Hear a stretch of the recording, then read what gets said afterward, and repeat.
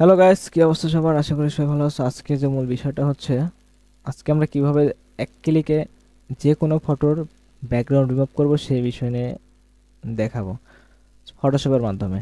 তো আমরা ফটোশপে চলে আসবো, দেন হচ্ছে এরকম একটা ডকুমেন্ট সবাই ক্রিয়েট করব, ঠিক আছে? এই ডকুমেন্ট কিভাবে ক্রিয়েট করতে হয় সেটা দেখো।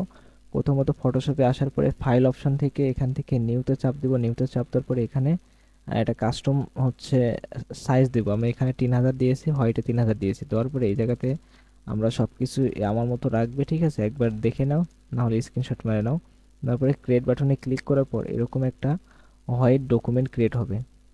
দেন তারপরে আমাদের কাজটা হবে ফাইল থেকে যেতে হবে প্লেস ইমবেডেড। প্লেস ইমবেডে যাওয়ার পরে আমরা যে ফটোটার ব্যাকগ্রাউন্ড রিমুভ করব, তো আমি এই ফটোটার ব্যাকগ্রাউন্ড রিমুভ করতে চাই, এখানে প্লেস করলাম। করার পরে টিক চিহ্নতে টিক চিহ্ন করার পরে আমরা ফটোর যে লেয়ারটা, এই কার্সরের দিকে লক্ষ্য করো, এখানে রাইট বাটন ক্লিক করে এটা রাস্টারাইজ লেয়ার করে নিব।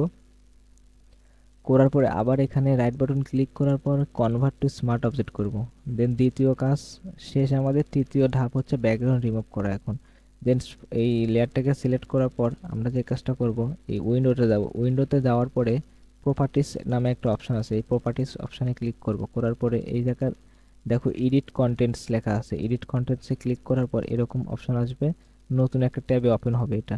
দেন একটু মাউসের চাকা ঘোরানোর পরে নিচে লেখা আছে remove background and select object.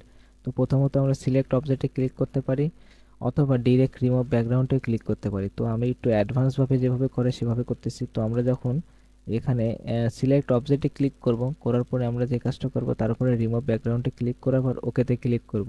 তাহলে কিছুক্ষণের মধ্যে আমাদের অটোমেটিক আমাদের ব্যাকগ্রাউন্ডটা রিমুভ করে দেবে একদম প্রপার ওয়েতে। দেখো একদম নিখুঁতভাবে আমাদের ব্যাকগ্রাউন্ডটা রিমুভ হয়ে গেছে। তো এইভাবে আমরা এক ক্লিকে সকল ছবির ব্যাকগ্রাউন্ড রিমুভ করতে পারি, ঠিক আছে? এতে করে আমাদের সময় অনেক বেঁচে যাবে। তো আরেকটা কথা বন্ধুরা, যদি এরকম ইন্টারেস্টিং বা নতুন নতুন ভিডিও পেতে চাও তাহলে অবশ্যই আমার পেজটি এবং আমার ইউটিউব চ্যানেলটি সাবস্ক্রাইব করে পাশে থেকো, ঠিক আছে?